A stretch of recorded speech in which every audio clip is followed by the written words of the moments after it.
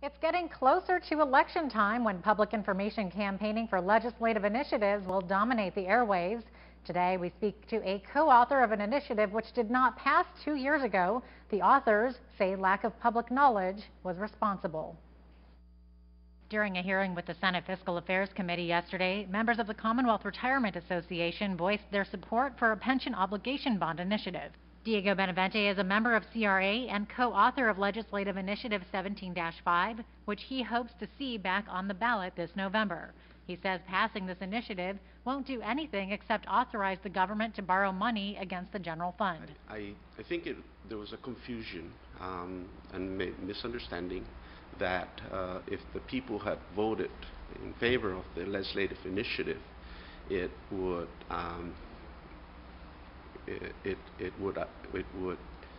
allow the government to float a bond.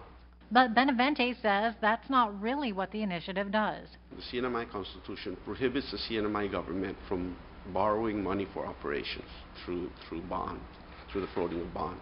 It's not restricted because we have floated several bonds in the past for capital improvement projects. That's allowed, but the Constitution restricts it from floating of bonds for operation. The fund, the money, over $300 million that the CNMI government owes to the retirement fund is considered operation money.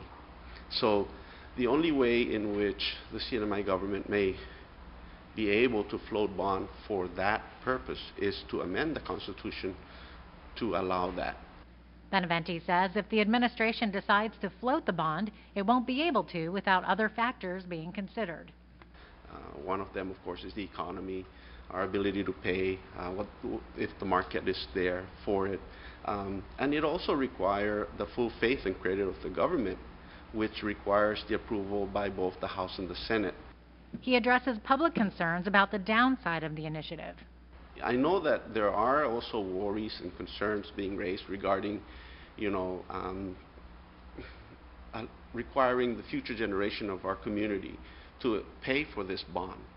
But if the CNMI retirement fund goes broke and the income of the many retirees who are majority are probably will not be able to find jobs to replace that income, then you have the future generation being required to pay in a lot of taxes to be able to take care of these individuals who this government is not going to be able to turn their back on.